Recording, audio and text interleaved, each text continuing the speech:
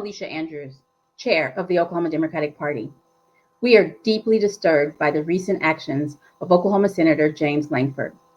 Here, in his own words, in mid-December, the senator says he will not interfere with electors and will not stand up against them.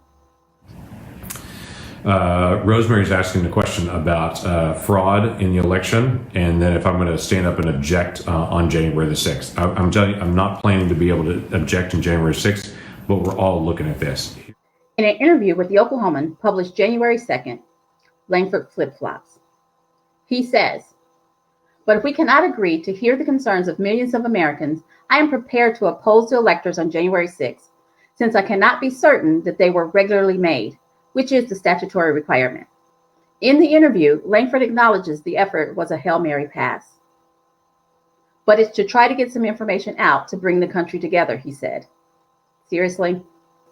His actions in no way will bring the country together. Instead, he's following in the steps of his leader, Trump, in working to further divide Americans. What happened in the 2 weeks between declaring that he would not interfere and the day he vowed to do just the opposite? Was there new proof? Absolutely not. Did a court agree that there was fraud? Not a single one. In short, nothing happened except Lankford turned from supporting the American democratic process to supporting the outlandish lies of his mentor. Is Lankford really so removed from his church camp background that he's forgotten Galatians 6, verse 7, that says, "We will reap what we sow"? He is sowing fear, distrust, and anger among the voters. Over and over again, Lankford has demonstrated a lack of courage to do what is right. Nothing is to be gained by hiding the truth. Yet that is exactly what he's trying to do. A true leader tells the truth, even when it's hard. Lankford is not a leader. He is a follower of Trump, period. The senator would be wise to watch the company he keeps. That's a lesson most of us were taught as children. Instead of keeping the company with American voters, he's walking in lockstep with the man who will be remembered as the most destructive, divisive president in our nation's history. Additionally, Lankford would do well to listen to the words of Mitch McConnell, who told NBC News, I think we've talked about this before, but how you vote is determined at the state level and not in Washington. "No amount of lies, posturing, or flip-flopping will change the outcome of the election." Joe Biden was elected by the American people.